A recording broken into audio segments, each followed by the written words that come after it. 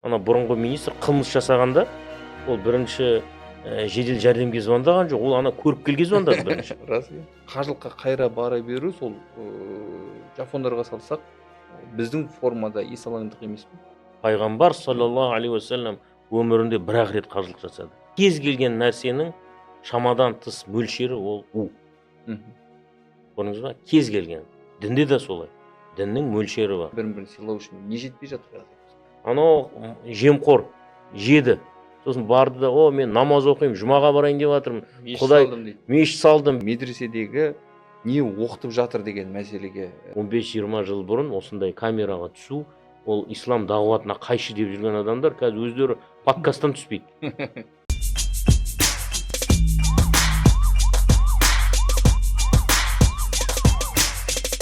Арма көрермен, эфирде дүрбі сұхбат алаңы. Бүгін бізде қонақта белгілі теолог, дінтанушы Асқар Сабдин мырза. Аға, қош көрдіңіз. Қош көрдік, рахмет. Қош көрдік сізді. Жалпы сіз осы фих, яғни исламдағы заңнамалық дүниелер, мирас мәселесінде әртүрлі жағдайда исламның негізгі құқықтарын, тіпті ағылшын құқықтары салыстырмалы түрде қалай екен деп араластырып қарап отырады. Өйткені бұлар қалай шешті деген осы мәселеде, яғни үлкен даулы мәселелерде. Айтыңызшы, мысалы үшін Болат Назарбаев деп алайық. Дүниеден өтіп кетті. Дүниеге бірнеше әйелден қалып кеткен, мирасқа талас болып жатыр. Үлкен ұлы Нұрбол бар, басқалар бар. Яғни осы жерде тең бөлінбей қалуы мүмкін. Бұндай жағдайда қайту керек. Мирас қалай бөлінеді? Енді біріншіден ислам құқығының жүйесін айтып берейін. Ислам құқығы құқықтанушылардың анықтамасы бойынша пайғамбар Мұхаммад саллаллаху алейхи уассалам 622 жыл Меккеден Мәдинаға көшуімен басталып, Мәдина қаласында Васиқатул Мәдина немесе Сахифатул Мәдина деген Мәдина мемлекетінің конституциясына қол қойылуымен басталады. Құқық, ислам құқығы деген ұғым 622 жылдан бері басталады. Және басқа құқықтық жүйелердегідей ол жерде адамның сыртқы іс-әрекетіне норма беретін үлкен жүйе бар. Құқықтың тарихы бар исламда. Құқықтың теориясы мен методологиясы бар. Ол усул фиқ, ол бөлек пән. Ислам құқығының философиясы деп айтуға болады. Үшіншіден, ислам құқығының принциптері бар, қағидаттары бар. Төртіншіден, ислам материалдық және процессуалдық құқығы бар. Әрбіреуінің ішінде көптеген тараулар бар. Ислам методологиясы мен теориясына келетін болсақ, ол жерде ислам құқығының қайнар көздері, ислам құқығының норма шығарушы субъектілері, құқықтық техника, құқықтық нормалар, шариғат мақсаттар секілді бөлімдер бар. Көп. Материалдық исламдық құқыққа келетін болсақ, ол жерде басқа құқықтық жүйелерден айырмашылығы, ерекшелігі фиқхул ибадат бар, құлшылық құқығы бар, ол басқа жүйелерде жоқ. Одан кейін муамалат бар, адамдар арасындағы қарым-қатынасты реттейтін. Ол муамалат ішінде бір тармаққа бөлінеді. Соның ішінде сіз айтып отырған мирас құқығы бар. Оның ішінде мунакахат бар, неке және ажырасу мәселесін зерттейтін. Оның ішінде фиқх мәли бар, яғни қазіргі таңда ислам қаржысы деп жатырмыз ғой. МФЦ-да бар, ислам қаржы банкі бар, ислам қаржы мекемелері бар. Осылардың бәрін ислам қаржы құқығы реттейді. Одан бөлек еңбек құқығы бар, одан бөлек жаза құқығы бар. Әртүрлі осындай құқықтың тармақтары бар. Енді сіз тікелей бір тұлғаға қатысты сұрақ қойдыңыз.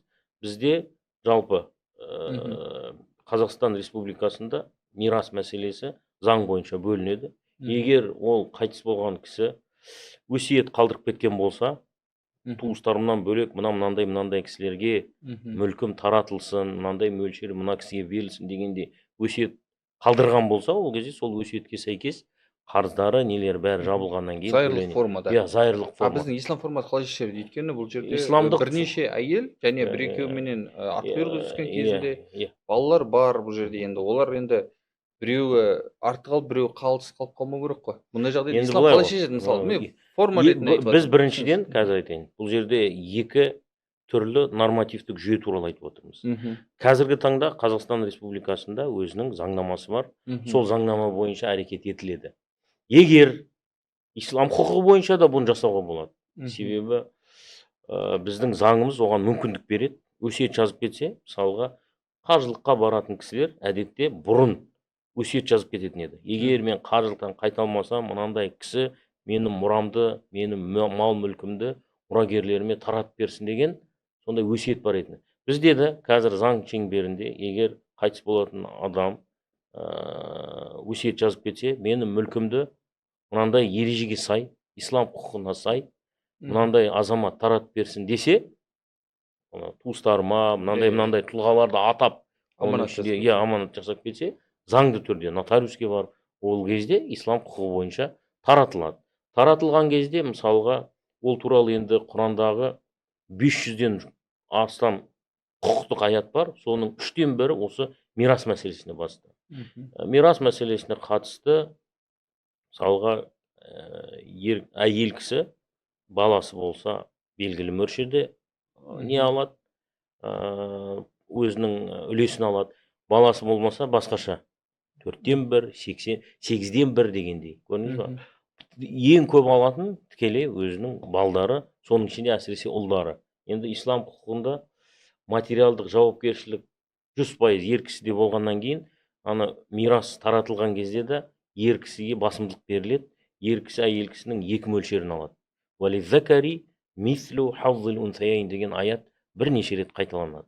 Сондықтан егер өсиет қалдырылмаған болса, ол кезде заң бойынша, әсіресе ол жерде енді байқап атқан шығарсыз, ол жерде көптеген даулы жағдайлар бар.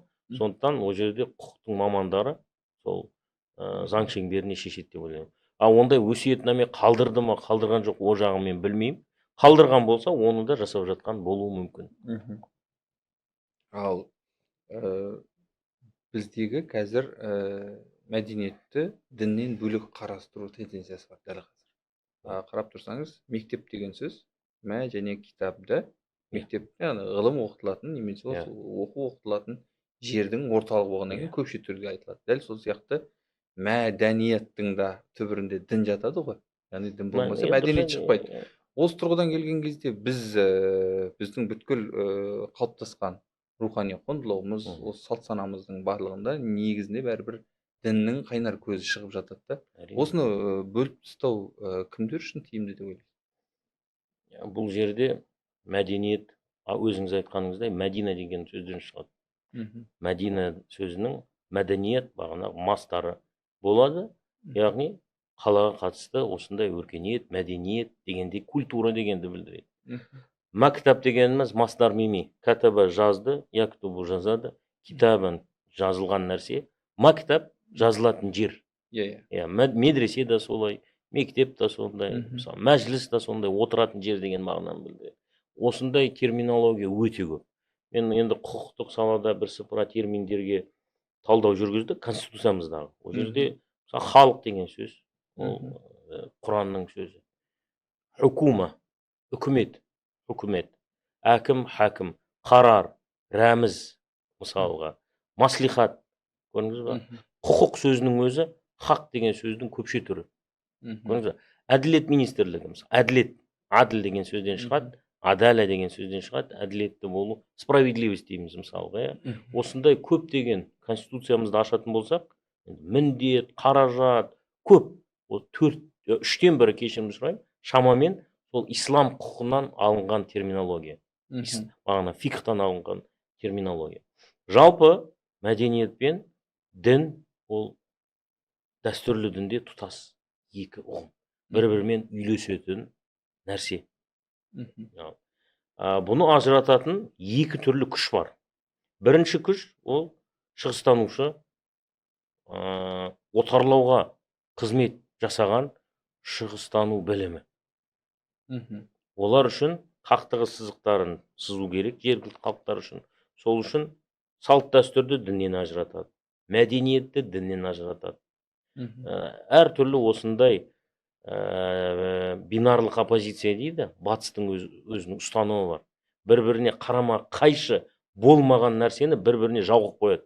Қай жерде? Санада бірінші теориясын жасайды, мынау нәрсе мынамен сыйыспайды дейді. Соны қақтығыстырып қояды.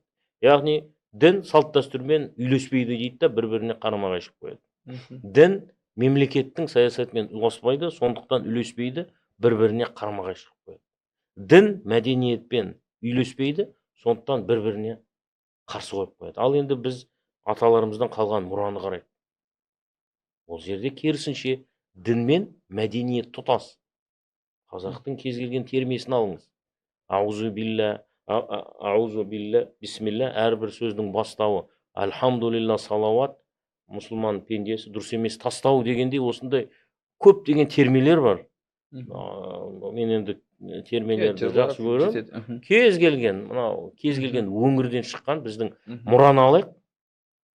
Жазбаша, Диван Хикметтен бастап, Абу Насыр Аль-Фарабиден бастап, Ахмет Егуникиден бастап, Жүсіп Баласағұннан бастап, Махмуд Қашқариден бастап, Хасамуддин Сығнақиден бастап, Қауамуддин Итханиден бастап, кез келгенін алыңыз, қазіргі заманға дейін, соңғы кеткен алаш зиялыларына дейін, мысалға Міржақыптың насихаты ғумумиясы, Абайдың қара сөздері, бәрінде дін мәдениетпен үйлесіп отыр. Бұны ажыратқан бірінші сол отарлауға қызмет еткен шығыстанушылар деп айтамын. Екінші, қазіргі таңда бұны жасап жатқан деструктивті діни ағымдар. Деструктивті діни ағымдар келеді да, дінді мәдениеттен, тарихтан, территориядан, халықтың санасынан ажыратады. Жалаң бір, глобалды бір дін жасайды. Біз әлемнің ұстаздарымыз деп глобалды, ешбір жермен, халықпен санаспайтын сондай бір жаһанданған бір өнім шығарғысы келеді. Бұл деструктивті діни ағымдар. Бұны өте жақсы зерттеген Францияның Оливье Руа деген ғалым бар. Оған ат берген әдейі осы үрдіске декультурация религии дейді. Декультурация деген культурадан, мәдениеттен ажырату, дінді. Бұл декультурация религии дегеніміз, яғни дінді мәдениеттен ажырату радикализмнің бірінші сатысы деп есептейді. Мысал ретінде Франция, жалпы Европада өмір сүріп жатқан иммигранттардың екінші және үшінші буын балаларын айтады. Бірінші буында проблем болған жоқ мигранттардың ішінде. Себебі олар өз мәдениеттерімен қатар дінін де ұстанды.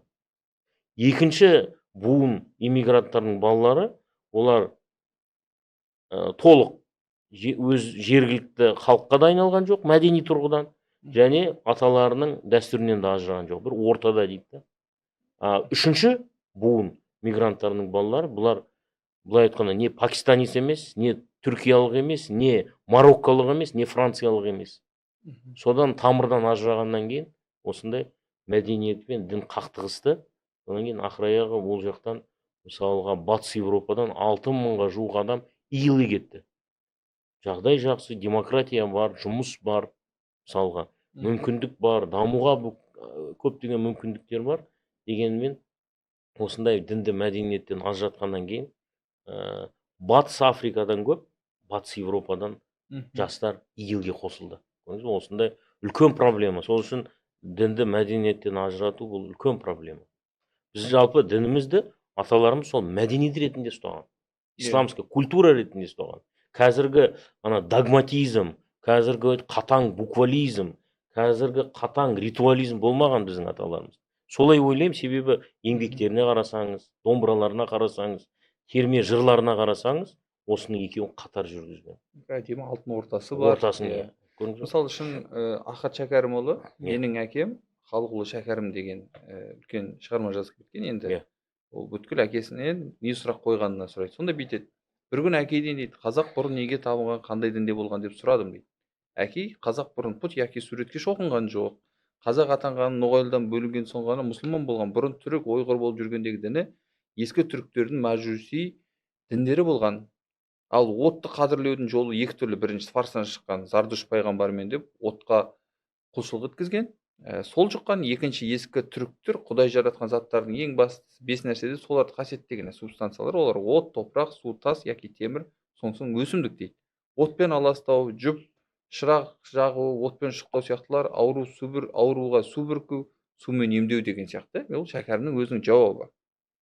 Енді танымал тәңіршіл Әуезхан Қодархан сұрапты, бұл діннің кітабы бар ма деп енді. Сөйтсе, әр адам тәңірдің тірі кітабы деп сөз тапқан болыпты ол кісі.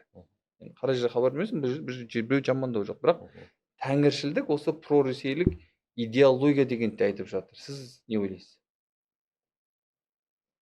Тәңіршілік Қазір қатты пропаганда жасалып иә, жатыр, пропаганда байқайсыз ба? жасалып жатыр. Негізінде кейде жоба екені көрініп қалады. Кейде. Мгм. Бұны ашық айтайын. Себебі белгілі бір ақпараттық акциялар, белгілі бір науқандардың нелерін көреміз. Белгілерін, нышандарын көреміз. Әрдайым айтып жүрем, тәңіршіліктің негізгі қазір таза, ешқандай басқа дінге қатысы жоқ түрі Сібір түркі халықтарының ішінде бар. Бірақ ол жерде де тұтас тәңіршіліктің эталоны мынандай деген ұстаным жоқ. Ол жақта бір синтезді дін ғой. Синтез, оған шаманизмде де деп айту мүмкін. Бір тұтас әлемнің қосылған синтез бар ол жерде. көп синтездер бар. Мгм. Шіркеумен қосылған синтезі бар. Көрдіңіз ба? Сондықтан ол жерде мынандай мета-нарратив бар. Мынандай нақты өнім бар. Идеология өнім бар деп айта алмаймыз. Тұтас мынандай бір өнім. Исламда сунниттік бір платформа бар, парадигма бар, шииттік парадигма бар. Тұтас адам бағанағыда яға дейін бәрін қамтыған. Басқа да діндерде бұл бар. Көрдіңіз ба? Христиандықты алайық, яхудилікті алайық, айтып кеткен маджусилікті алайық, зардуш дінін. Ол жерде белгілі бір самодостаточный дейді ғой. Толыққанды бір идеологиялық парадигма бар. Қазіргі тәңіршілікте ондай парадигма бар деп айту өте қиын. Біреу тәңір жалғыз дейді. Құдай тек яратмыш түрк будыны дегендей. Тағы біреулер шығады айтады, тәңірден бөлек Умай ана бар. Ол да бір құдай дегендей. Одан бөлек тәңір бар, Умай бар, одан кейін жер су бар. Одан кейін тәңір бар, Умай бар, жер су бар, ыдық бар. Дегенде осылай кете береді. Бұл қандай дін? Сіз енді дін танушысыз ғой. Қандай классификацияға жатады бұл? Мысалға, нақты канондық ешқандай парадигмасы жоқ. Енді бұны кейбіреулер дүниетаным деп айтады. Дін емес, дүниетаным. Дүниетаным болса, мысалға, ол неге исламға қарсы осындай қатты пропаганда жүргізеді? Яғни өзін дәлелдеу үшін исламды антиреклама жасау арқылы өзіне опай жинап жүрген секілді көрінеді. Содан жоба екендігін көріп қалады.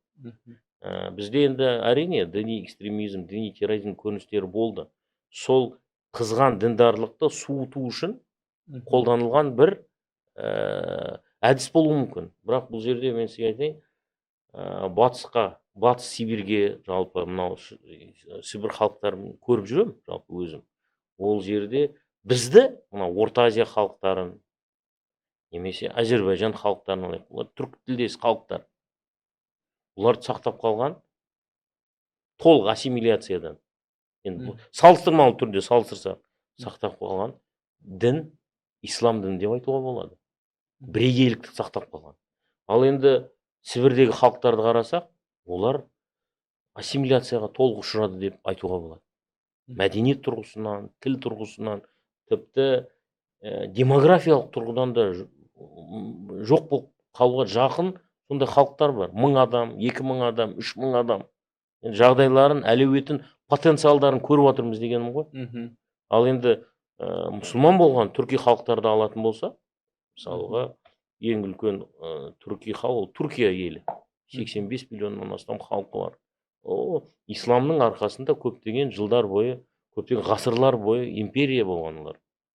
Тура сол секілді Бабур басқарған ұлы Моғол империясы. Тура сол секілді Алтын Орда, тура сол секілді көптеген Әмір Темірдің мемлекеті құрған, тура сол секілді көптеген династиялар, мамлюктер бар. Тура сол секілді Индиядағы түркі мамлюктер бар, неден бұрын, Тимуридтерден бұрын келген. Сондықтан көптеген осындай империялар болған, көптеген хандықтар, мемлекеттер болған. Сондықтан біздің мемлекетшілігімізді сақтаған өзбек ханнан бастап, енді одан мен маман емеспін дегенмен, өзбек ханнан бастап даламызда ислам діні ресми дін болып есептеледі. бұл енді деректерді мен бірінші рет естіп отырмын, дегенмен бұны да қарау керек. Әрине зардуш дінінен алынған терминология бар бізде. Намаз сөзі ол зардуш дінінен алынған терминология. Пайғамбар, ферштах, періште дегендей, мысалы, көрдіңіз бе? Осындай терминология бар, бірақ бұл мазмұнымен бірге, мазмұнымен бірге бізге сіңіп кетті деп айтуға болмайды. Аты келді, бірақ мазмұны ислам дініне сәйкес болды. Ферштах, пайғамбар, намаз, руза секілді сөздер, бұларды бәрі сол парсының тілінен келген, және көп мамандар шатастырады. Намаз деген ол зардуштердің құлшылық ибадаты, мұсылмандар сол зардуштерден алды. Олай емес. Намаз әуел баста Құранда салат деп айтылады. Бірақ бізге дін парсы тілі арқылы келгесін, осындай парсы терминологиясы бар бізде, көрдіңіз бе? Сол үшін бұда ешқандай проблема жоқ. Тәңіршілік бір, біз енді зайырлы мемлекетте өмір сүріп жатырмыз. Кез келген адам өзінің идеологиялық метанарративін немесе парадигмасын дамытуға мүмкіндік бар. Бірақ бұны жасаған кезде біреуге 100% шабуыл жасау арқылы, мынандай тіпті қазіргі таңда діни алауыздық қоздыратындай дәрежеде ол кісілер әлеуметтік желіде кейде көріп тұрамыз. Пайғамбарға әртүрлі аттар тағады, әртүрлі жаман сөздер айтады, балағаттайды, мұсылмандарды балағаттайды. Енді бұл жерде менің білуімше бірнеше адам жауапкершілікке тартылды, әкімшілік және қылмыстық жауапкершілікке тартылған біздің азаматтарымыз бар. Дәл осы тәңіршілік жолында жүріп, діни алауыздықты қоздырған үшін сотталып кеткен азаматшаларымыз бар секілді. Дегенмен градустары әлі түсіп жатқан жоқ. Сол баяғы әлеуметтік желіде неше түрлі бұған енді мүмкіндік беріп жатқан кейбір діни тұлғаларымыз да бар. Кейде алады да дінде болмаған, өкінішке қарай өте өрескел бір қателіктер жасау арқылы қоғамға осындай оларға әдемі пас беріп қояды ғой. Пас беріп қояды, мүмкіндік беріп қояды, азық беріп қояды да. Өкінішке қарай бұл жерде 100% ана кісілерді бәріне кінәлі деп айтуға болмайды. Кейде осы діни тұлғалар тарапынан да оларға бір азық беріп жатқанын байқаймыз. Себебі біздің уағызшылар ішінде де мәдениетке қарсы, тілімізге қарсы, тарихымызға қарсы айтылатын көптеген мысалдар бар. Өкінішке қарай жақсы емес. Көрдіңіз бе? Солардың бәрін енді адамдарда жалпыландыру деген проблема бар ғой. Бір нәрсені алады да, міне мыналардың бәрі осындай. Мұсылмандардың енді 1%-нан аспайды. Енді бір радикалды түрде ұстанып жүрген адамдар бар. Оны жоққа ешкім шығармайды. Бірақ ол 1%-ға да жетпейді. 99% осы мемлекеттің патриот және заңға бағынатын, салығын төлейтін, ешкімге зияны жоқ азамат және азаматшаларымыз. 99%. Бірақ назар, әсіресе өзіңіздің әріптестеріңіз, бақ құралдары сол 1%-да. Және әлемдік деңгейде де осы исламофобияны қолдайтын жобалар бар секілді. Өткенде Францияда бір исламофоб намаз оқып жатқан жігітті пышақтап кетті. Бірде-бір әлемдік, батыстық әлемдік үлкен ақпарат агенттіктерінен бірде-бір хабар шықпады. Ал тура сол мәселе басқа бір ғибадат үйінде болғанда, құлшылық үйінде, басқа бір діннің, ол міндетті түрде жайылатын еді. Міне, мынандай Аллаху акбар бақырып, біреу бүйтті, сөйтті дегендей. Көрдіңіз бе? Енді осындай жағдайлар бар, өкінішке қарай. Бұл жерде де біздің бір мысал үшін, мен өткенде мынандай нәрсені түртіп қойдым, мысал үшін. Кезінде бір ұстаздан дейді, неге осы сіздер 22 мемлекет бола, бір кішкентай мемлекет жеңе алмайсыздар деп сұрағанда, ол кісі айтыпты, өйткені біз 22 мемлекетпіз, бір мемлекет емеспіз деп жауап берді. Бұл енді жаңа мысалы Израиль мысалында айтылған мынау парсыға қатысты,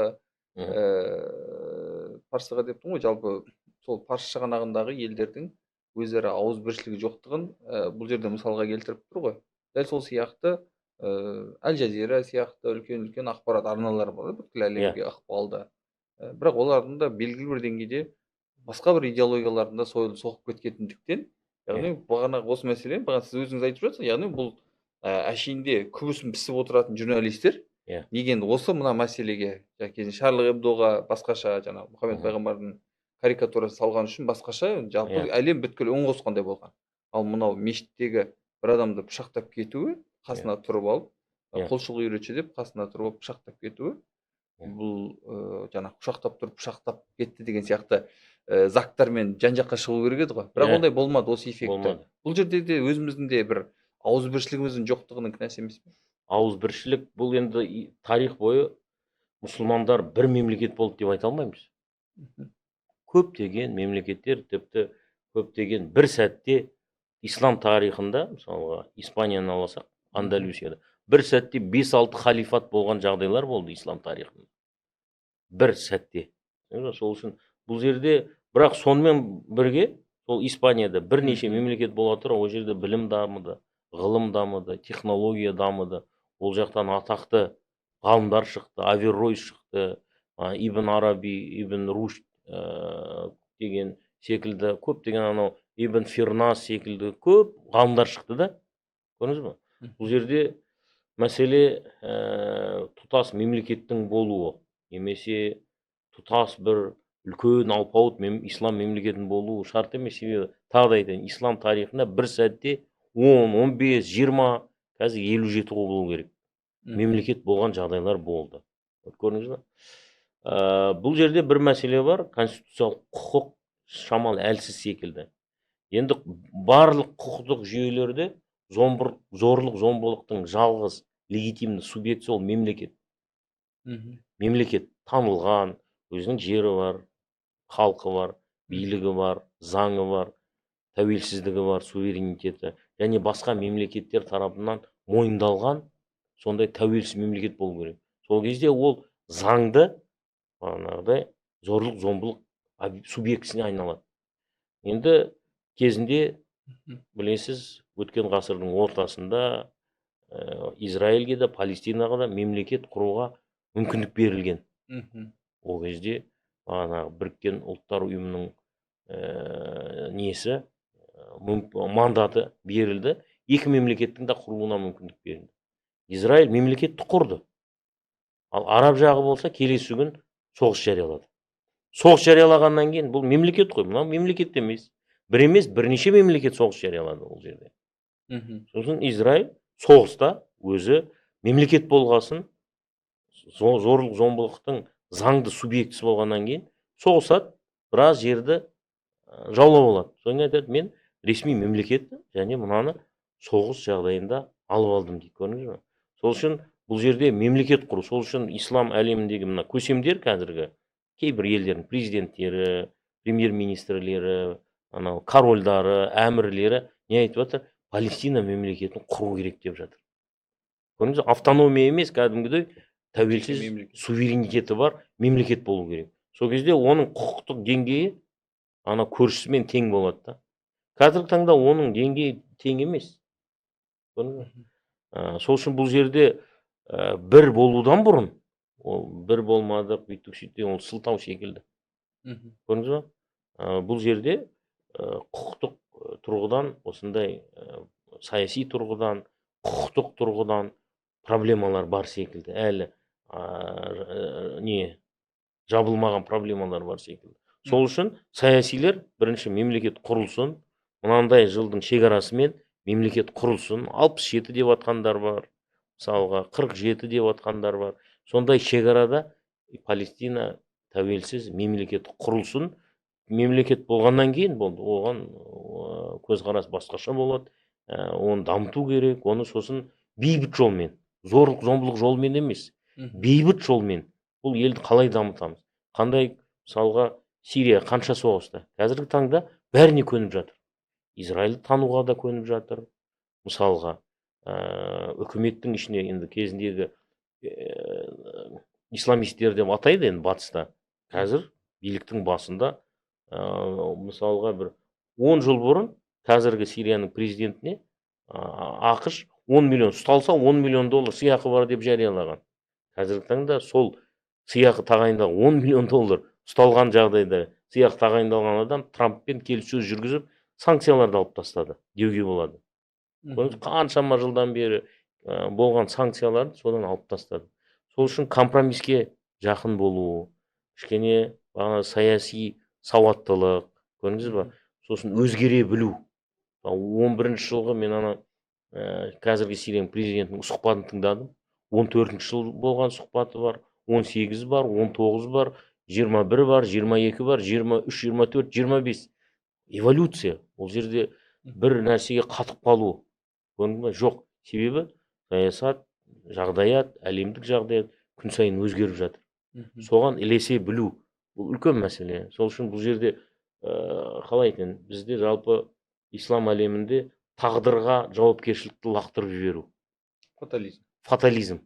Құдай осыны жазды, сол үшін бұл осылай болады дегенде жауапкершілік өзінің надандығын, өзінің әлсіздігін, өзінің білімсіздігін Құдайдың тағдырымен жабу секілді бір проблема бар да. Фатализм, өзіңіз айтқандай. Фатализм бар. Фатализмнің фатализм идеясын бірінші айтқан ол Иблис Құранда, білесіз. Қала фабима ағвайтани ла ақудан лаум сиратакал мустақим деген аят бар. Уа Құдай, сен мені адастырдың, сол үшін мен оларды тура жолдан тайдырам дейді да. Мен өзім адастым деп жатқан жоқ Иблис. Сен мені адастырдың, сол үшін мен бұларды адастырам. Тура сол секілді бұл жерде осындай жауапкершілікті басқа жаққа ысырып тастау деген мәселе бар. Енді бізге тон пішу жеңіл ғой. Дегенмен ол жақтағы жағдай өте қиын.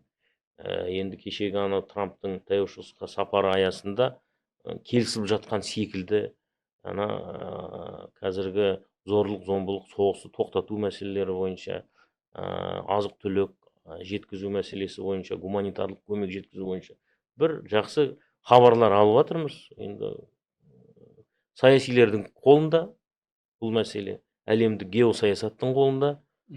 Сол көсемдеріміз өте сауатты болу керек. Тек зорлық зомбылықпен емес, тағы да айтайын, біздің ислам әлемінде жалпы зорлық зомбылық мәселені шешудің жалғыз бір әдісі деп есептейтін көптеген сондай теоретиктер бар. Араб әлемі қанша рет Израильге қарсы соғысты. Бәрін жеңілді деуге болады. Аскери тұрған жеңілмесе де, саяси тұрғыдан жеңілді деуге болады. Көрдіңіз ба? Демек, бұл жерде мәселе күшпен, зорлық зомбылықпен емес, басқа бір білім ғылыммен, саяси дипломатиялық 3 мемлекетті сумен қамтамасыз етіп отыр дәл қазір. Өзі тақыр жерде тұр. Көрдіңіз, бәрі де сол ілім ғылымның арқасында. Әрине, шөлді көрдім мен. Бір рет Мысырдан осы Алматыға ұшар кезде көрдім, кәдімгі шөлдің ортасына домалақ жап-жасыл оазистер жасап қойған. Шөлдің ішінде кәдімгі құлпынай, тағы да басқа неше түрлі өсімдіктерді өсіріп, тіпті бізге экспорт жасайды. Ресейге экспорт жасайды. Көрдіңіз ба? Оның бәрі ғылым білімнің арқасында. Сол үшін бұл жерде зорлық, зомбылық бұл мәселе шешудің жалғыз жолы емес. Зорлық, зомбылықтан басқа дипломатиялық құзырет керек, саяси құзырет керек. Біздің жалпы әртүрлі күштеріміз, азаматтық күштеріміз, үкіметтік күштеріміз, ислам әлемін жалпы айтып жатырмын да, кішкене сауаттырақ жұмыс жасау керек. Лобби керек болса, лобби қалыптастыру керек. Ол жерде де үлкен мұсылмандық диаспоралар бар қазір. Израильдің диаспорасынан төмен емес, кем емес, батыста қазір ислам диаспоралары бар. Кейбіреулері премьер-министр деңгейіне жеткен нелер бар. Кейбір елдерде, мысалы Шотландия секілді. Кейбір елдерде министр болып жатыр, мысалы Франция, Германия секілді. Кейбір мемлекеттерде әкімдер болып жатыр, мысалға Лондонның мэрі секілді. Осындай көптеген лобби тетіктері де бар. Көрдіңіз ба? Бәрі келіссөздің арқасында шешіледі деп ойлаймын. Зорлық, зомбылық бұл мәселе шешудің жалғыз жолы емес. Одан кейін ислам әлемі қазіргі таңда зорлық, зомбылықты айтып отырмын, күшті айтып отырмын.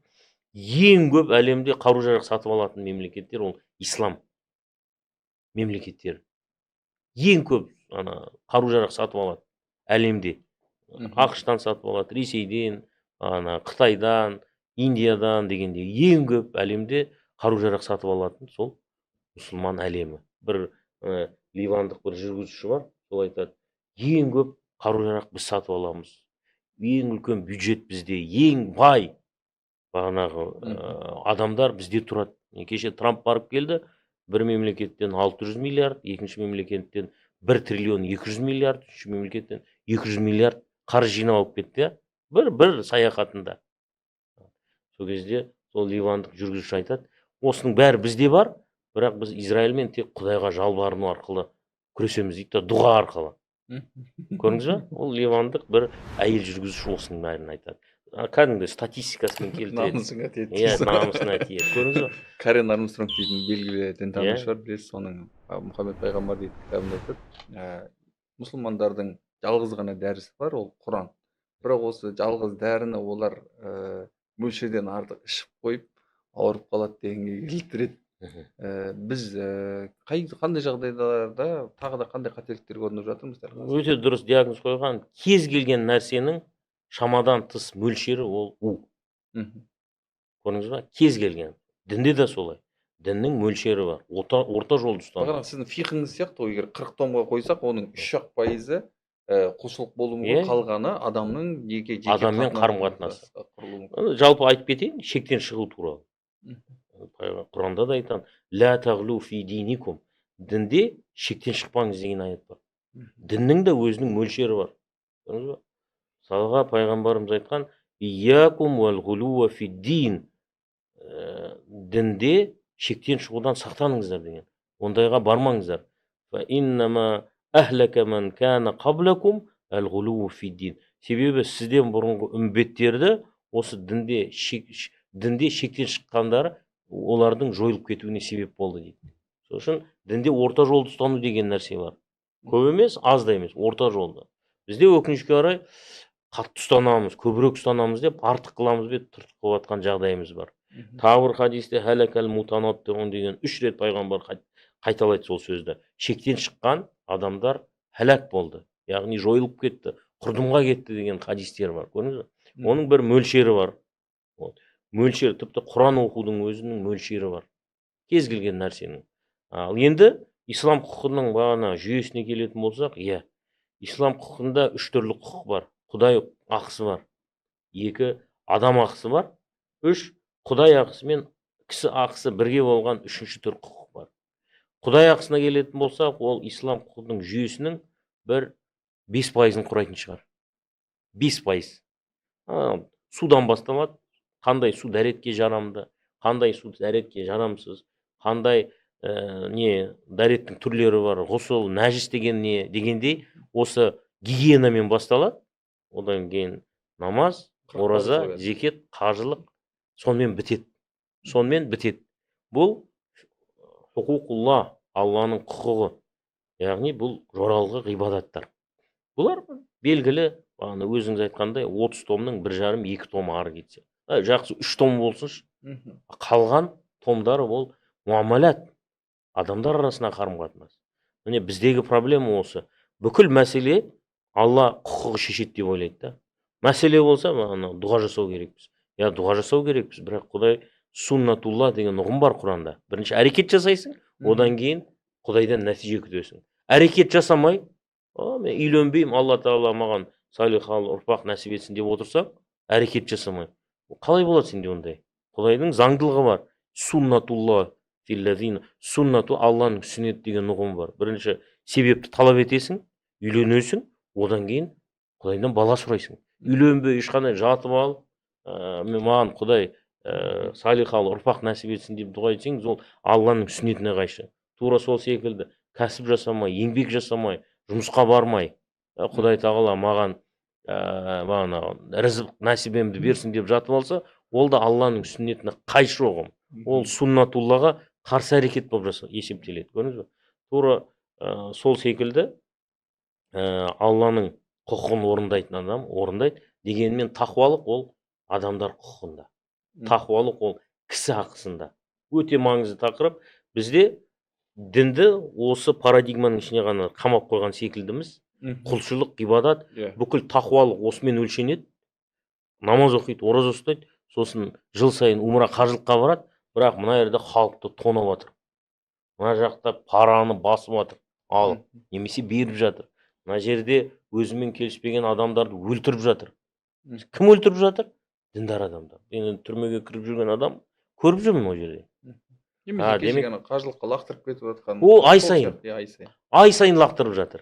Құдай ақысын орындатам дейді да, ай сайын адамның ақысын бұзып жатқан осындай алаяқ неше түрлі мошенник фирмалар бар. Ай сайын көріп жатырмыз.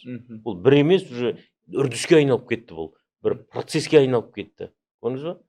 Халқымыз да өкінішке қарай сондай бір арзан бар деп, сондай бір алаяқ фирмаларға барып, өкінішке қарай зардабын шегіп жатыр. Сол үшін енді пайғамбардың бір хадисі бар. Пайғамбарымыз саллаллаху алейхи вассаламға бір әйел туралы сұралады. Ол әйел түні бойы намаз оқиды екен. Күні бойы ораза ұстайды екен. Бірақ тілімен көршісіне тиіседі екен. Пайғамбар, яғни Құдай ақысын толық жасап жатыр. Күндіз түні ораза намазда. Бірақ күндіз адам ақысын бұзып жатыр да, тілімен көршісіне тиіп жатыр. Пайғамбардан бұл әйел туралы сұралған кезде ол кісі финнар, ол тозақлық деген. Көрдіңіз ба? Құдайдың ақысын жасап жатыр, адамдардың ақысын бұзып жатыр. Бұл әйел тозақлық деген. Екінші әйел түнде намаз оқымайды, күндіз ораза ұстамайды, бірақ құрғатылған сүт секілді, қазір біздің құрт секілді, ірімшік секілді нәрселермен шамалы ғана садақа береді, және ешкімге зияны жоқ.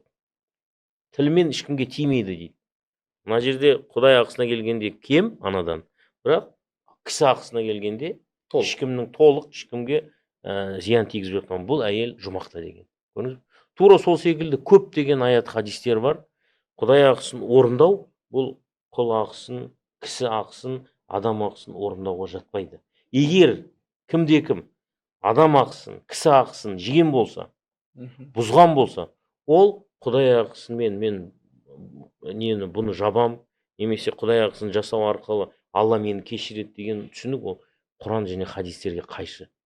Мысалға, Құдай ақысын толық орындаған шахид бар. Пайғамбарымыз саллаллаху алейхи вассалам айтады, шахидтің барлық күнәсі кешіріледі, тек қарызы кешірілмейді. Неге? Себебі ол кісі ақысына жатады. Құдай ақысына емес. Кісі ақысына жатқан нәрсені кісінің өзі кешіру керек. Анау жемқор жеді. Сосын барды да, мен намаз оқимын, жұмаға барайын деп жатырмын. Құдай мешіт салдым, бүйттім, шүйттім деге, ол жеткіліксіз. Ол Құдай ақысы, сен ол Құдай үшін жасадың. Бірақ мына жерде 20 миллион халықтың ортақ қазынасынан ұрлағанын сені тозаққа жетелейді, апарады ертең. Себебі ол туралы да хадис бар. Пайғамбарымыз саллаллаху алейхи вассалам бір күні сахабалардан мәнил муфлис дейді. Банкрот деген кім? Сосын сахабалар айтады, әл муфлису фина ман лайса лаху матаун вала мал. Мал мүлкі, дүниесі жоқ адам, ол банкрот дейді. Банкрот. Сол кезде пайғамбарымыз айтады, әл муфлис, біздің арамызда муфлис дейді. Ол ақиретте көптеген құлшылықтармен, намаз, ораза, зекетімен дегендей көптеген Құдай ақысына қатысты жоралғылармен келеді. Сауаптармен. Бірақ біреуді өлтіріп кеткен, біреудің ақысын жеген, біреуге сөккен, былай айтқанда, мына кісі ақысын бұзған толық. Сондай адам бүкіл сауабын таратып береді, және ана адамдардың күнәсін арқалайды. Сол кезде сауаппен келген бұл адам ақыраяғы тау-тау күнәмен кетеді. Міне нағыз банкрот. Құдай ақысын орындаған секілді, бірақ кісі ақысын жегеннен кейін, кісі ақысын, адам ақысын бұзғаннан кейін осындай өте қиын жағдайда болады деп айтып кеткен. Сол үшін тақуалық ол ана неде емес, тақуалық құлшылықта емес, тақуалық адамдар арасындағы қарым-қатынаста, муамалат дегеніміз, адам ақысын жемеу, параға жол бермеу, қиянат жасамау. Көрдіңіз ба? Қазақтың адамға жақпай, Аллаға жақпайсың деген сөз. Өте дұрыс айтасыз. Бізде өкінішке орай осындай болып кеткен, адам алады, барады да, енді көріп жүрміз ғой, параны алады, одан кейін бір хадисті алады. Мән хаджал бейт валам ярфус валам яфсуқ раджаа каяуми валадатху мух деген бір хадисті оқиды. Кімде-кім қажылық жасап, ол жерде ешқандай күнә жасамаса, анасы туған күндей күнәдан пәк болып қайтып келеді дейді да. Міне болды ғой дейді да, қажылыққа барады. 50 адамды қажылыққа жібереді, 5 адамды қажылыққа жібереді. Ана жерде адам ақысынан жегенін мына жақпен шайғысы келеді. Жоқ, ислам діні ондай емес. Ана күнәні кешіру, ол бізде исламда жоқ. Құдай бағана басқа әртүрлі жоралғылар арқылы. Көрдіңіз бе? Осы жерде мына сұрақ қояйыншы. Енді Ғайбат деуге келе ма енді білмеймін енді жүздіркін қажылыққа барып Я оны жаздық. иә ондайлар Міне одан қараңыз, өте маңызды. Мгм. Өте маңызды тақырыпты қозғадыңыз. міне Ол- қараңыз бір жерде бір сұрақты былай дұрыс сұрақ қояйыншы. Өйткені мысалы ол суағар алды өткенде, Қағбаның суағарын алды, әртүрлі нені алды. Бір өзі түркістандық ғалымды әкеліп жусанис кетіп деп пиарлатты да енді ол көзіміз көрді. Енді мынандай нәрсе бар. Фудзиямаға бір рет шыққан адам данышпан, ал екінші рет шықса есалаң дейді. Бұл жапондардың мәтелі. Яғни олардың бір киелі тауы ғой. Яғни олар бір рет өмірінде шығу, олар өздеріндік бір өмірлік борыш санайды. Сол сияқты бізде қажылыққа қайра бара беру сол жапондарға салсақ біздің формада есалаңдық емес пе? Бұл туралы 2 пост жарияладым. Екеуі де, біреуі 25 жылдық, 25 мәрте қажылық үшін, екіншісі 100 мәрте Меккеге баруға қатысты. Біріншіден ислам дінінде солай айтады. Пайғамбар саллаллаху алейхи уассалам өмірінде бір-ақ рет қажылық жасады. Бір-ақ рет жасады өмірінде қажылықты. Екінші, үшінші қажылық барлық мазхабтар бойынша нәпіл болып есептеледі. Нәпіл деген жасалса сауап бар, жасалмаса ешқандай күнәсі жоқ. Нәпіл, рекомендация. Көрдіңіз бе? Пайғамбар саллаллаху алейхи вассалам бір рет жасады. Енді қажылықты қайта жасау мәселесі бойынша ғалымдардың арасында не бар? Пәтуалар бар. Пайғамбар саллаллаху алейхи вассалам бір рет жасады. Иә, кейбір сахабалар бірнеше рет жасады, бірақ пайғамбар саллаллаху алейхи вассалам асыл болған халықтың жағдайына қарау дейді ғалымдар. Ахмад ибн Хамбал айтады. Мен дейді бір сол мал мүлікті бір кедейдің асқазанына салуым дейді, нәпіл қажылықты жасаудан артық. Егер еліңде кедейлер болса, егер еліңде мұқтаждар болса, қайта қажылыққа барудан сол мұқтаждың жағдайын жасау абзалырақ. Көрдіңіз ба? Бұл Ахмад ибн Хамбалдың, біздің мазхабтың, тіпті мен сізге айтайын, сол елдің бас муфтиі. Оны да постында жаздым. Ибн Баз деген, Абдулазиз ибн Баз деген муфтиі болды Сауд Арабияның. Сол кісі айтады, елдегі жағдайға қарау керек. Еліңізде фақыр, мұқтаж, жоқтар болып тұрса, екінші рет қажылық жасауын көрі, солардың жағдайын жасаңдар деген. Ол артығырақ сауап тұрғысынан. Көрдіңіз ба? Сол үшін бұл жерде бірінші ол тура пайғамбарымыз саллаллаху алейхи вассаламның да нұсқауы болды. Екінші, умраға қатысты. Умраны пайғамбарымыз саллаллаху алейхи вассалам бірнеше рет жасаған. Оған рұқсат бар. Ондай үлкен қаражатты талап етпейді. 4 рет жасалды деген риуаят бар. Дегенмен қажылықта бір рет бару асыл. Бұл негіз болып есептеледі. Егер жағдайымыз өте мықты болып, елімізде мұқтаж жан болмаса, ауырып жатып, отаға ақша жинап жатқан біреулер болмаса, осындай мұқтаж жандар болмаса, әрине бара берсін. Ол кезде ешқандай проблема жоқ. Әрине. Бірақ біз білеміз, біздің елімізде кредитке батқан көптеген азаматтарымыз бар. Біздің елімізде отаға ақша жиналмай жүрген адамдар бар, мұқтаж адамдар бар. Көптеген осындай, енді қазір мүгедек деп айтылмайды, қалай айтылатын еді? Мүмкіндіктері шектеулі жандар бар. Міне осылардың барлығы тұрғанда қайта қажылыққа бару бұл абзал емес, керісінше абзал сол мұқтаж жандарға көмектесу. Ал енді бағанағы келген мәселеге кетсек, ол таза маркетинг, әртүрлі нәрселерді алып келу, тағы да істеу. Ол жерде бір подкастта сұралды, көп жағдайда олар реплика, оригинал емес. Қандай сертификат алып келсе де, көп жағдайда реплика. Көрдіңіз ба? Оның бәрін көріп жүрміз. Кейбір мына кисвалардың жазуларын оқимыз енді, каллиграфиялық. Жазуларында қате бар, реплика екенін көрініп тұрады. Бір қымбат ресторанның кіреберісінде сондай біреу іліп қойыпты. Сосын қарасақ, әріпі дұрыс емес, аятты дұрыс жазбаған. Астына үлкен сертификат қойып қойған, мына жерден алынды, өтірік бәрі. Себебі реплика екен, аяттың қате жазылуынан көрініп тұр да. Сосын каллиграфта оқыды келіп. Мына жерде бір әріп жетпейді ғой дейді аятта. Көрдіңіз бе? Осындай баяғыда Европада білесіз ғой. Ыждағатпен жасалады, бір әріпі де түспейтін еді. Жоқ, Европада мынандай бір сатушы болған ғой, алаяқ. Әулие, енді атын білмеймін, әулие Николайдың есегінің құйрығы деп, сондай есектің құйрықтарын сатқан ғой. Бүкіл Европа бойынша есек, кезге есекті алады, сосын айтады, мынандай әулиеден қалған құйрық деп, сол реликвия ретінде сатып жүрді. Тура сол секілді біздің елде де осындай қазіргі таңда алаяқтық басталды. Бұны бірнеше подкастта айттым. Реликвияларға мынандай Қағбаның мынандай еді, ана жердің мынандай реликвиясы еді деген кішкене нәрселерді тексеру керек. Қандай сертификат алып келсе де, оның несі, енді ондай жағдайлар көп ислам әлемінде. Тіпті Біріккен Араб Әмірлігінің бір азаматы сотталып кетті осындай алаяқтықпен. Себебі пайғамбар саллаллаху алейхи вассаламның табағы деп бір табақ алып келді. Менде перепискада бар. Енді көршім бір елдің солтүстік Кавказға пайғамбардың табағы, осыдан су ішкен, тамақ ішкен дегендей бір табақ алып келеді. Табақта аят жазылып тұр. Аятта әріптердің нүкте әрекеттерін қойған ғой. Пайғамбар саллаллаху алейхи вассалам заманында ондай әріп жазылмаған. Әріптердің нүктелері болмаған, точкалары. Соны ана кісіге жауап берді. Мынау таза алаяқтық деймін да. Бұны алып келген сол таяу шығыстағы бір сатушы, өтірік. Оны ана үлкен конвоймен күтіп алды олардың бәрін. Көрдіңіз бе? Сол үшін бұл жерде тексеру керек, верификациялау керек. Бұл расында да реликвия ма, пайғамбар саллаллаху алейхи вассаламнан қалған, жоқ өтірік нәрсе ме? Сол табақтардың көбі өтірік болып шықты. Себебі жазу пайғамбар саллаллаху алейхи вассаламның заманындағы жазу емес. Кейіннен шыққан жазулар. Енді жазудың нелері көп. Сулус дейді, бағанағы Насх дейді, Куфи дейді, Дивани дейді дегендей. Ана біреу келмейді пайғамбар саллаллаху алейхи вассаламның заманында. Сол үшін өкінішке қарай ондай алаяқтық жағдайларда бар. Маркетинг үшін жасалады көп жағдайда. Қандай себеп болса да, әйтеуір көбірек адамды сол жаққа апару деген мәселе.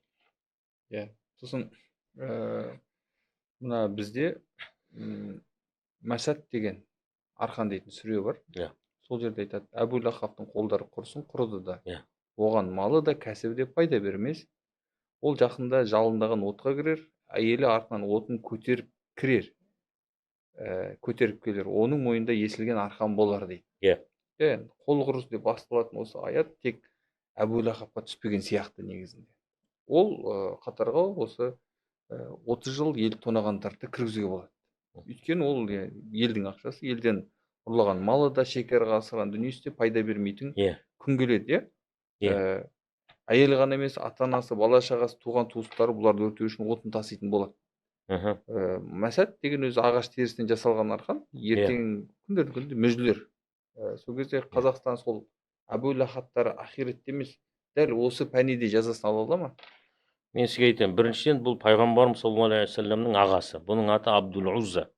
Құранда Абдул Уззаның қолы құриды деп айтылмаған. Абу Лахаб оның сипаты ол. Кімде кім осы Абу Лахабтағыдай сипатқа ие болса, оның екі қолы құриды, оған тапқан мүлкі, дүниесі, бала-шағасы пайда бермейді деген. Абу Лахаб ол жерде сипат, тұлға емес.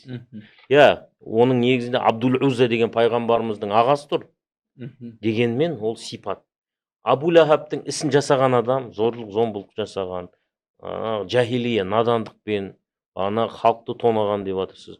Осындай қылмыстардың бәрін жасаған адамның бәрі Абу Лахабтың сипатына кіреді. Көрдіңіз ба? Әйел де сондай болған. Әйелі білесіз, ол жерде уамраатуху деп келеді, атын жазбайды. Әйелдің атын жазбайды.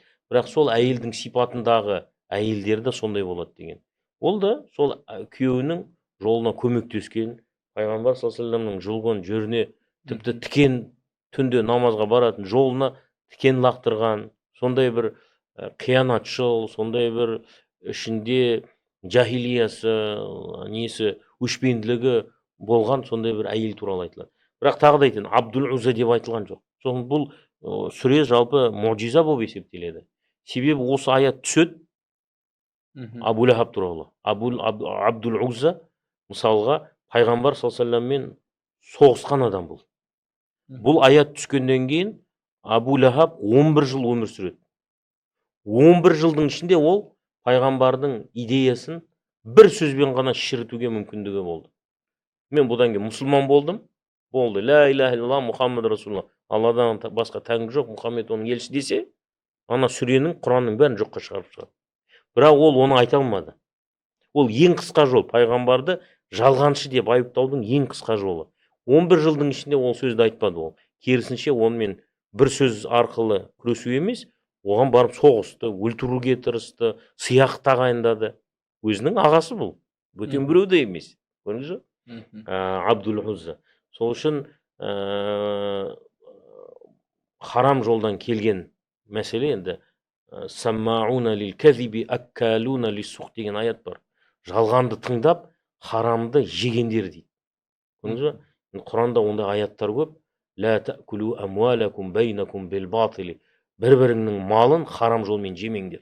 Мгм. Тағы да айтайын, бұл жерде сіз 100 мешіт салсаңыз да, 1000 рет қажылыққа барсаңыз да, ана адамдар өз ақысын кешірмейінше Құдай кешірмейді. Мына осындай логика дінде бар. Көрдіңіз бе? Мгм. Барып алып ана жерде адамдарды өлтіріп, қырып, мал мүлкін тартып алып, одан кейін индульгенция алу деген нәрсе бізде жоқ. Көрдіңіз бе? Мгм. Сол үшін осын өте қалай айтайын, насихаттау керек, түсіндіру керек деп есептеймін. Пайғамбарымыз саллаллаху алейхи вассалам тақуалық туралы айтқанда, ля табағаду ва ля тахасаду деген ұзақ хадисі бар. Бір-біріңізге сөкпеңіздер, бір-біріңізді қызғанбаңыздар, бүйтпеңіздер, бір-біріңіздің саудасын бұзбаңыздар.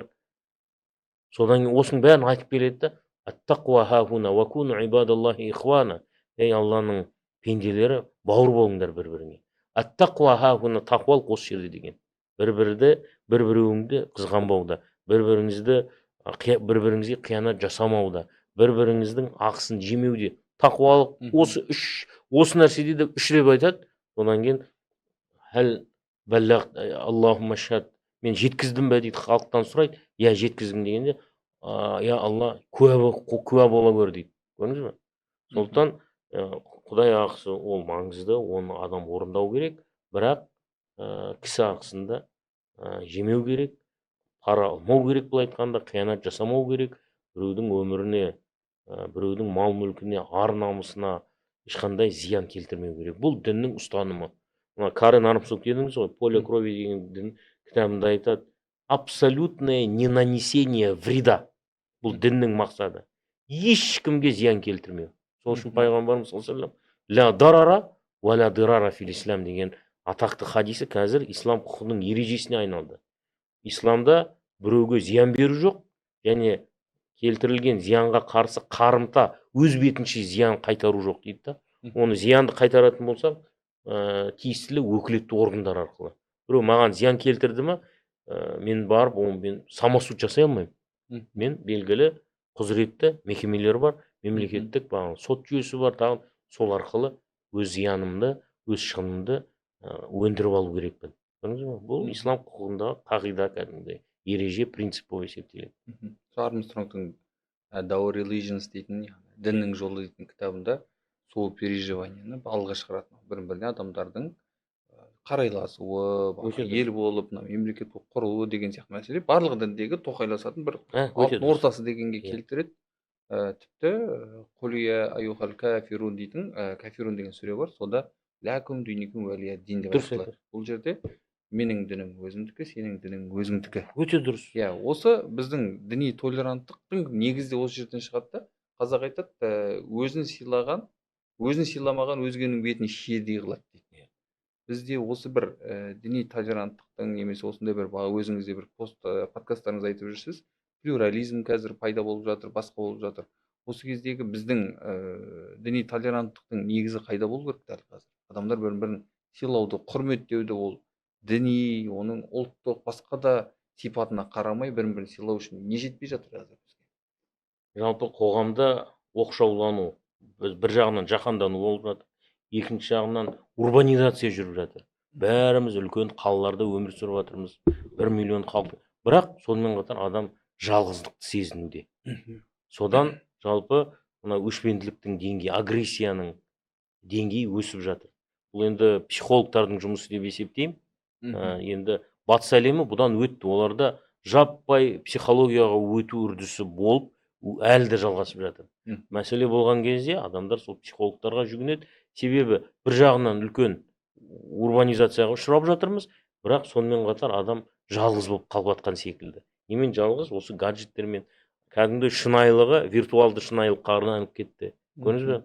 Сол үшін бұл жерде әлеуметтендіру, социализация деген мәселелер бұл енді таза діннің функцияларына жатады. Себебі дінді белгілі деңгейде адамға араласуға мүмкіндік береді. Ана мешітке апарады, араластырады адамдарды, сөйлестіреді дегендей. Көрдіңіз ба? Бұл өшпенділіктің деңгейін түсіру бұл жалпы біздің әлеуметтік инженерлердің негізгі мақсаты болып есептеледі. Бізде өшпенділік өте жоғары. Енді шетелдерде барып жүрміз ғой. Кейбір елдерге барасың, бәрі күлімсек, анағыдай жымиып, ешқандай проблемасы жоқ, ешқандай төбелес жоқ. Ашық айтамын енді. Көп мемлекеттер солай. Кейде елге қайтасың, біздегі анау шекарадан басталады ғой. Мысалға, кезекте бір-бірін итеріп, анау өтіп кетуге тырысу, соның әуежайдан шығасың, көлігіңе мінесің, алдыңнан машина кесіп кетеді дегендей. Бәрі бір-бірін осындай. Бұл неден пайда болды? Бұл ондай деңгейде жоқ еді ғой бұрын. Немесе бұл себептерін зерттеу керек. Жалпы агрессияның деңгейі өте жоғары. Төбелі көп, анау екі үлкен кісі ақыл тоқтықтан тіпті жасы да үлкен, кейде көшеде бір-бірімен бағана машинасы басқа машинаның алдына шығып кетсе, бұл тоқтайды да ана жерде төбелесе қояды. Бұл былай жалпы бір қоғамдағы агрессияның бір үлкен белгісі. Осымен жұмыс жасау керек. Мүмкін білмеймін енді, ол жерде көптеген теориялар бар. Соның біреуі химиялық теория ғой. Мүмкін бір бізде йод жетіспей ма, білмеймін ғой енді. Магний жетіспей ма біздің тамағымызда. Немесе күн жетіспей ма, витамин D3 дегендей. Жетіспейді екен Қазақстанда. Сондай теориялар көп енді жалпы. Бұл теорияның біреуі ғой, химикалық теория. Одан бөлек үйрену теориясы бар, теория обучения. Яғни адам басқа адамдарға қарап, сол агрессияны үйренеді деген. Радикализмді үйренеді деген. Одан кейін стигматизация деген теория бар. Яғни адамдар осындай адамдарға стигма жасау арқылы өзі сондай рөлге кіріп кетеді адамдар, агрессиялық рөлге. Нелері теория өте көп. Сондықтан бұны қалай түсіреміз деген мәселе жалпы бір мамандардың арасында талқылану керек. Неге сондай жоғары? Бұрын болды ма ондай? Бұрын болса, мүмкін әлеуметтік желі болмағасын көп тарамаған шығар. Қазір енді әлеуметтік желі бар. Ана мектептегі оқушылар қалай бір-бірін ұрып жатыр, қандай зорлық-зомбылық болып жатыр. Сұмдық қой мысалға. Көрдіңіз бе? Сол үшін бұл жерде заң, тәртіп деген нәрсені қалай дамытамыз, өте үлкен мәселе. Дін бұның бір құралы.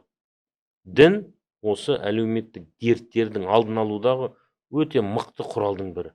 Лудоманияның алдын алу. Лудоманның емі жоқ, химиялық емі жоқ. Бірақ мына идеологиялық емі бар. Адам бүкіл құндылықтарын қайтадан өзгерту керек.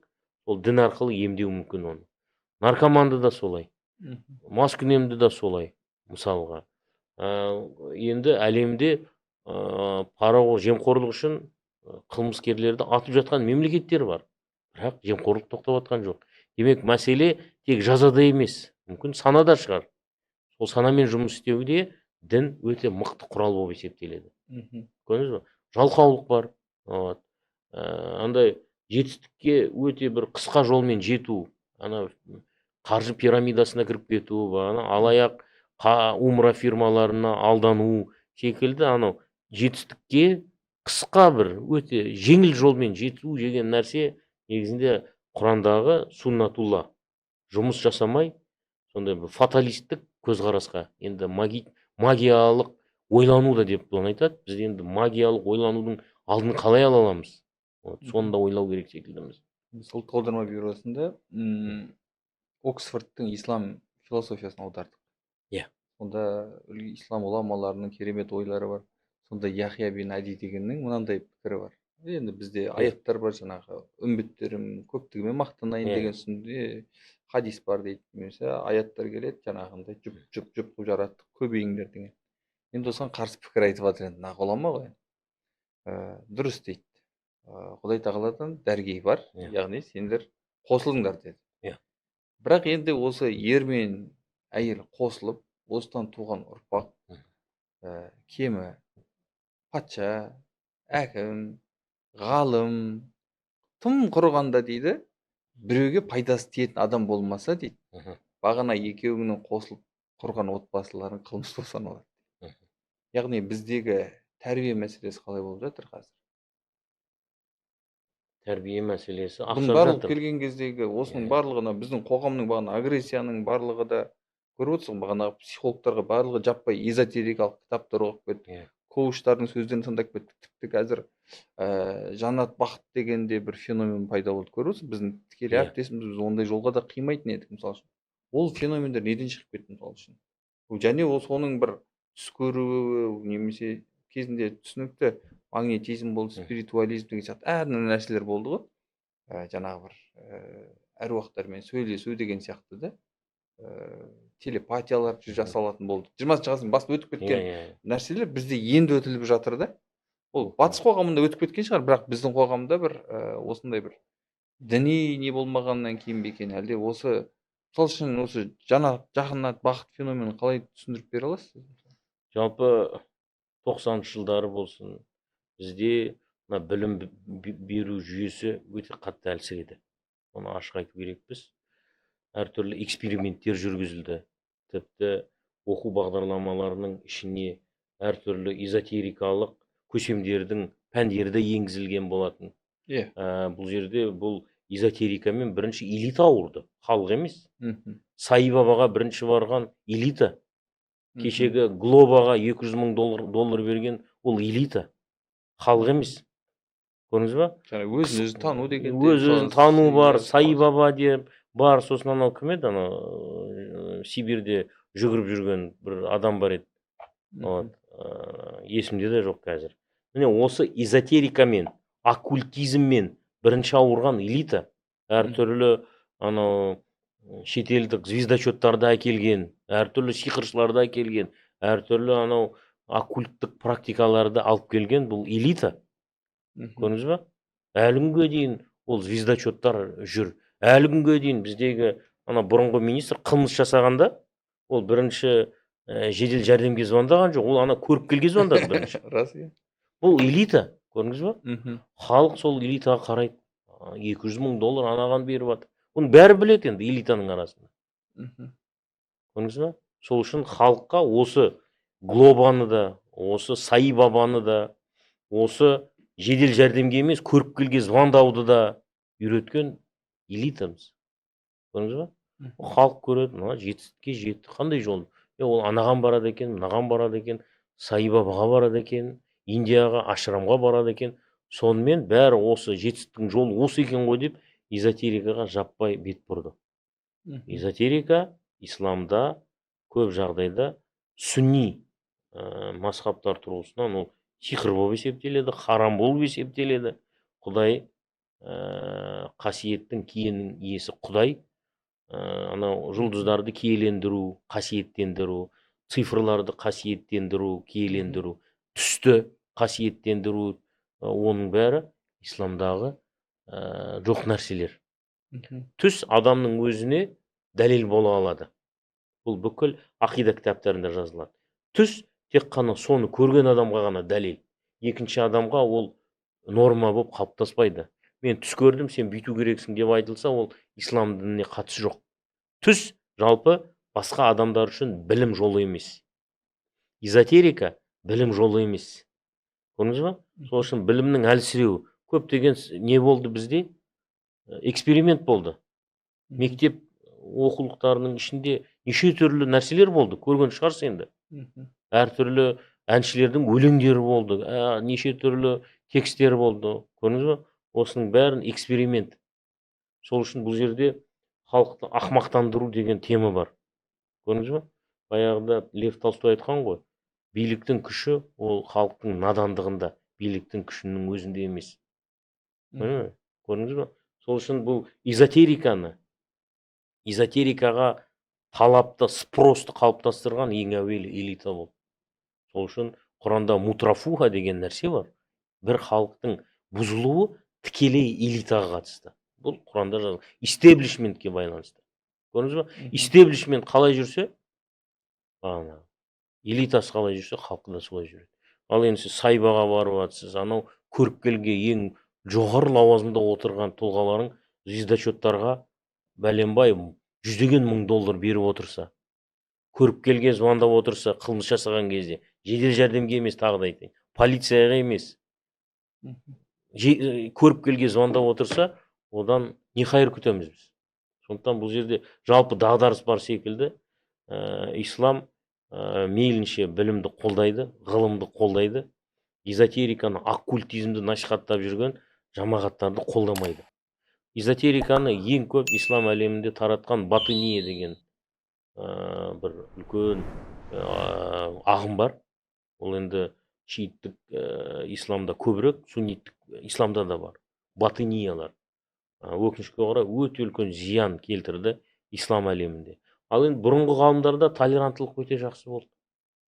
Бұрынғы ғалымдар мәселені халыққа жаймайтын еді. Мысалға, имам Әл-Ғазали Илжамул Ауам ан илмил кәлам деген кітабы бар. Халықты кәлам ілімінен алыстату, кіргізбеу, ана қиын мәселелерге кіргізбеу, халықты күрделі діни мәселелерге кіргізбеу дегендей кітабы бар. Ана өткенде оқыдым, діни алауыздық мазхабтар арасында қақтығысқа қатысты. Фанатизм болды тарихта. Бағдадта 4-5 ғасырда көптеген қақтығыстар болды. Хамбалиттер мен ашариттер арасында. Дегенмен, ол енді таза саяси себептермен болды. Биліктегілер ана әртүрлі топтармен ойнау арқылы біреуі күшейіп жатса, екіншісіне көмек берген, екіншісін көбейіп жатса, ана өзінше баланс жасағысы келген. Сол саяси ойындардың арқасында хамбалилер мен ашариттер көп қақтығысқан тарихта. Ал енді нағыз ғалымдар, олар бір-біріне өте құрметпен қараған. Ахмад ибн Хамбал, Али ибн Әл-Мәдәни деген ғалыммен екеуі отырады деп, шәкірттер айтады. Тартысады, дауыстары қатты шығады, шәкірттер айтады. Бірақ одан кейін, ана шығарып салғаннан кейін, Али ибн Мәдәни ана кісі жылқысын ұстап, ананы отырғызып, құрмет ілтипатпен шығарып салатын еді дейді. Бірақ ғылыми мәселе болған кезде тартысатын еді. Бір-бірінің ана намысына тимей, ана ғылыми түрде диспут жүргізетін еді. Көрдіңіз бе? Ондай толеранттылық болды. Бірақ қазіргі таңда біріншіден білімнің төмендеуі, эзотериканың көбеюі, магизмнің көбеюі.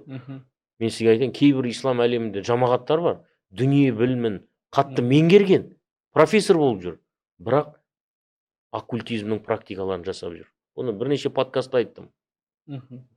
Қазір де айтам. Біздегі тіпті өте үлкен мансапта жүрген діндар, тұлғаларымыз, мен білем, ол жамағаттар Джалджалутия деген эзотерикалық оккульттік дұға оқып жүр. Араб тілінде емес, сүрияни тілде, ассириялық тілде. Мәндил деген дұғаларды оқып жүр. Өздері оқымаса да, мен білем, әлемдік деңгейдегі көсемдері сол оккульттық дұғаларды оқып жүр. Не үшін? Не үшін? Білімі бар, профессор, мысалға, министр, немесе тағы да басқа үлкен лауазымда жүрген адам ойланбайды бұны.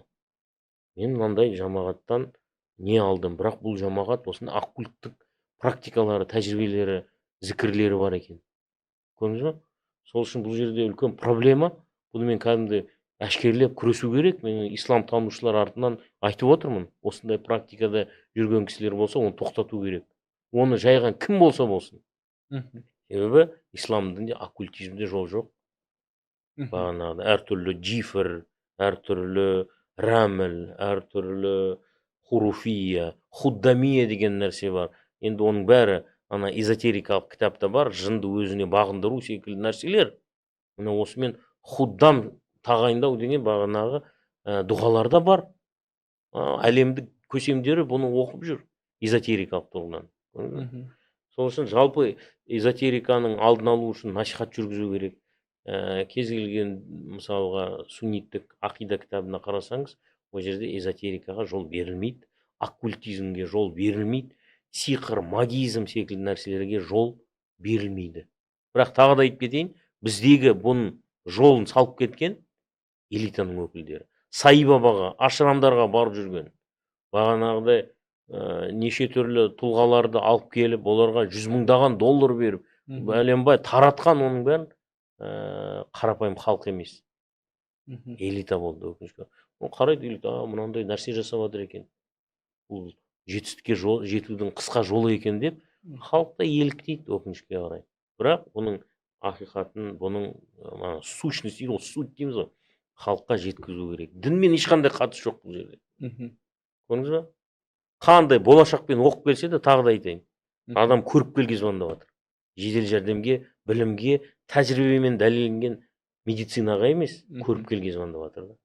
Бағана енді мәдениетті талға теңесек, тамыры дін еді ғой. Иә, Сол сияқты мына кейбір тұлғаларымыз жаңағы болашақпен оқып келгеннен кейін ол әлі өте бір керемет есепті тұлғаларға саналады да бізде бағалаған Мгм. кезде енді. Бірақ бұның барлығы айналып келген кезде негізгі білімсіздіктен шығады да түбі. білімсіз енді немесе еліктеу. Мен мысалы еліктеу. өте білімді адамдарды білемін. Мгм. Өте білімді. Бірақ ана бір жамағаттың парадигмасынан шыға алмайды. Тек сол жамағаттың мүддесіне болған нәрсені жасайды. Кәдімгі үлкен саясаткер де болуы мүмкін.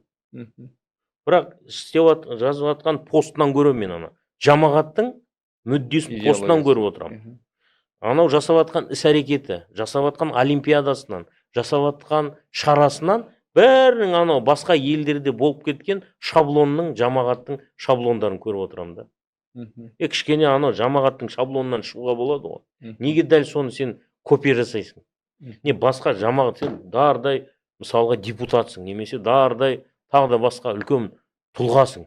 Неге сол жамағаттың шеңберінен шыға алмай, тек қана соның жасағанын жасаумен тырысасың? Ол басқа елде оның бәрін көрдік біз. Басқа елдерде жасалып жатқан оны бізге алып келіп ұлтшылдықты насихаттау, тағы да бір нәрселер көрсету, оның бәрі конспирация екенін мен өте жақсы білемін. Мгм. Көрдіңіз ба? Кезінде бүкіл әлемге түрік тілінің олимпиадасы деп насихаттады. Бүкіл премьер-министрлер бәрін кезінде жинап. Енді қазір тура сол шаблонмен бізде соны алға тартып, тағы да сол жамағаттың шеңберінен шыға алмай, сол жамағаттың шаблондарынан шыға алмай жүрген кәдімгі білімді адамдар бар.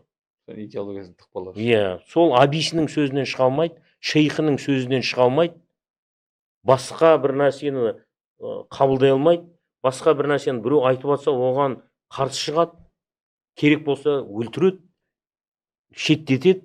Көрдіңіз ба? Ондайды да көрдік. Енді біз жамағаттарды зерттеп жүрген адаммын мен. Мгм. Көрдіңіз ба? Бұл жамағаттардың біразында осындай өкінішке орай адамды сол жамағаттың құлына айналдыру. Жамағаттан тыс ешқандай әрекет жасамау, немесе жамағаттың жасаған нәрсесін ғана жасау. Бұдан басқа дінде жол жоқ деп есептеу деген нәрсе басым болып тұр. Енді дінтанушылар бұны көріп отыр ғой. Тағы да айтайын, ол адамдар постынан, айтып жатқан сөзінен, істеп жатқан шарасынан, бәрінің астарынан жамағат ең көрініп тұр. Қанша конспирация жасаса да ол. Тіпті ертең арақ ішіп отырса да мен жамағаттың маркерлерінен біле аламыз. Бұны исламтанушылар біледі. Көрдіңіз ба? Сол үшін бұл жерде өте үлкен проблема. Оккультизм бұл бір проблема. Өз-өзіне рамка қойып, бағанағы бір жамағаттың тар шаблонына кіріп кету, оны бір әлемдік исламның жалғыз көрініс ретінде көрсету, оның бәрі қате. Бағана Армстронгқа қайтып айналып келе бердік қой, соны The Battle for God дейтін жаңағы Құдай үшін соғыс дейтін кітабында битва за Богада былай деп келтіреді. Егер дейді адамдардың барлығы дейді Құдайды дейді сіздің таныған Құдай мен менің Құдайымды бір деп қалыптайтын болсақ дейді, онда секта сол жерден пайда болады дейді. Неге дейді? Өйткені сіздің бұған дейінгі оқып келген іліміңіз бен сіздің таныған Құдайыңызбенен менің жүріп өткен жолым менің таныған Құдайым екеуі екі бөлек болу керек дейді.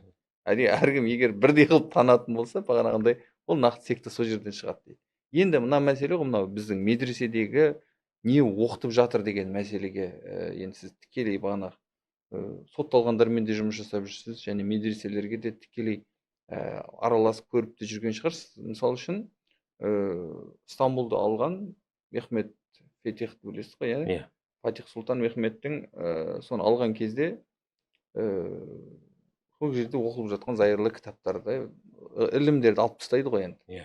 Сол кезде Лютфу деген кісі қарсы шығады. Сол кезде айтады, егер медресе оқуларына математика, геометрия, философия пәндерін алып тастасаңыз, ертең әскеріңізде кемемен көпір салатын ғалымдар таппай қаласыз. Одан бөлек сот жүйесінде билер геометриядан хабар болмаса әділ шешім жасай алмайды дейді. Одан кейін ол Стамбулдан қуылып кетеді. одан кейін келген Баязидтің заманында қайтадан рақымшылық жасап келеді. Бірақ ол жерде де тағы ол сын пікірлер айтады жаңағы. Иә. Европа Османлыдан озып бара жатыр. Біз тек құлшылықтан қолымыз босамай жатыр. Одан ғылым үйреніңдер дейді. Ол молдаларға ұнамайды, оны асырып жеткізеді. Не керек, басы қылышпен шабады. Яғни оның Лүтфудің барлық ниеті ғылымды насихаттау, біз бағана қатарымыздан қалмайық. Бағана Израильден қалып қалмайық деген мәселе ғой енді. Сол кезде бұдан шығатын қорытынды қараңыз. Біздің медреселерде молдалар не оқытып жатыр? Біз тек ана дүниеге дайындал, бағанағы тек құлшылық, 5 парыздан да сақал мен балақ, 80 мың хор қыздары деген сияқты мәселеден шыға алмай қалып жатқан жоқ па? Негізгі медреселерде осы математика, геометрия сияқты мәселелер қаншалықты толық оқылып жатыр деп ойлайсыз? Енді біріншіден исламда пайдалы білім деген концепция бар. Имам ан-Науауи және имам әл-Ғазали секілді ислам әлемі мойындаған ғалымдар хандаса, яғни инженерияны оқу, тып, медицинаны оқу секілді нәрселер парыз дейді. Бұларды оқу парыз.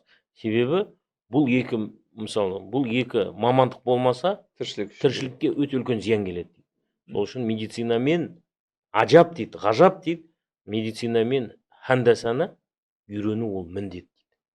Парыз кифая дейді. Тура сол секілді қазіргі ғалымдар математика, физика, геометрия, тағы қандай пәндер бар, осылардың бәрін оқу парыз болып есептеледі. Парызы кифая. Ешкім оқыса, бүкіл мұсылман үмметі күнәһар болып есептеледі. Кезінде бұлар оқылды. Мысалға Ибн Сина медицинаның ұстазы, Ибн Хайсам, Ибн әл-Хорезми алгоритмдер мен алгебраның атасы мысалға, әл-Жәбірдің. Сол секілді осындай ғалымдар көп болды. Көздің үлкен маманы, хирургияның үлкен маманы, тіпті қазіргі ота жасайтын инструменттердің өзі мұсылман ғалымдар тапқан. Қазіргі мына ота жасалады. Сондықтан бұл жерде бөлуге болмайды. Пайдалы білім ба, оны оқу сауап, оны оқу міндет, оны оқу керек. Екінші мәселе, медресе бағдарламаларына сай, әрине бұл жерде өте үлкен проблема жатыр. Жақында мен Ақтауға бардым. Бекет ата және Маңғыстау ахундарының рухани жолы атты шараға қатыстым. Сол жерде Бекет атаның Хиуада медреседе оқыған бағдарламасын көрдік. Құран оқыды, тәжвид оқыды, сарф оқыды, морфология оқыды, синтаксис оқыды, ақида оқыды, фик, құқық оқыды. Бірақ сонымен қатар математика оқыды, риязият. Сонымен қатар геометрия оқыды. Сонымен қатар басқа да дүнияви пәндерді оқыды, оған арнайы пост жариялады. Бір жағынан медреседе оқып жатыр, бірақ соның ішінде геометрия, алгебрасы да толық алынып жатыр. Сондықтан екі жарып бөлуге болмайды, бұл дүнияви, бұл діни. Бәрі де пайдалы болса, бәрі де ислам білім концепциясына кіреді. Сондықтан бағдарламаларға қайттан көз жүгірту керек, қайтадан өзгертулер енгізу керек. Себебі, бір мысал берейін. Осы қазіргі жұмыс жасап жатқан Мақсұт Нарықбаев университетіне келгенімде, Қазақстандағы ислам құқығына қатысты почти барлық силабустарды жинадым. Не бар екен осы? Не оқытылып жатыр? Ислам құқығы ретінде осындай пән қойылған. Фикх.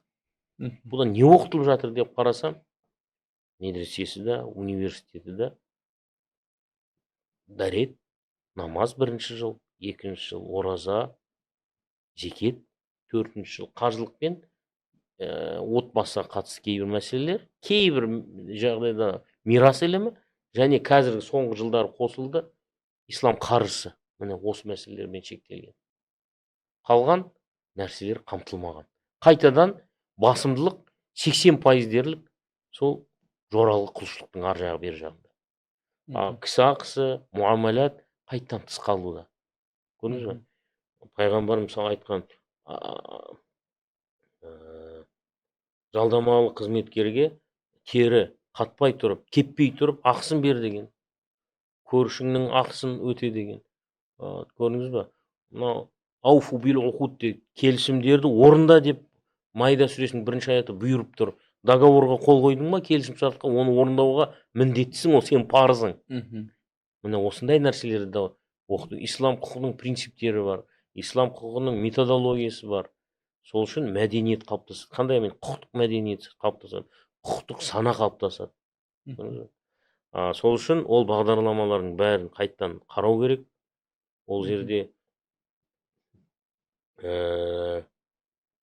бұрынғы тек қана діни емес, жоралғыға негізделген білім емес, яғни былай айтқанда дін оқыған адам молда емес, жаназаны қалай шығарам, мейітті қалай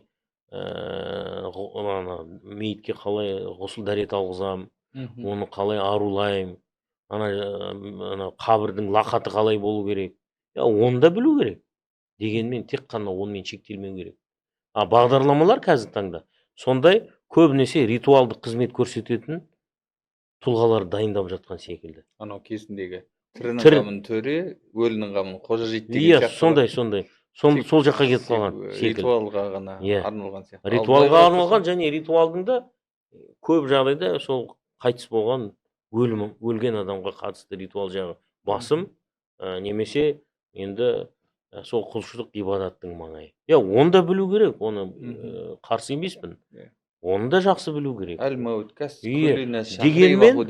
Дегенмен мына жақты да қосу керек. Сол кезде ақирет дүние балансы болады. Енді біз мұсылмандар, бізде тіпті баяғыдан бері, совет үкіметінен бері бата берген кезде ең соңында Раббана атина фид дуния хасана ва фил ахирати хасана ва қина азабан нар деген дуа оқылады. Алла тағала дүниеде де жақсылық бер, ақиретте де жақсылық бер дейді. Сол үшін дүние ақиретіміз түгел болу үшін тек қана ақиреттік білімдер емес, сонымен қатар дүниелік пәндерді де меңгеру керек.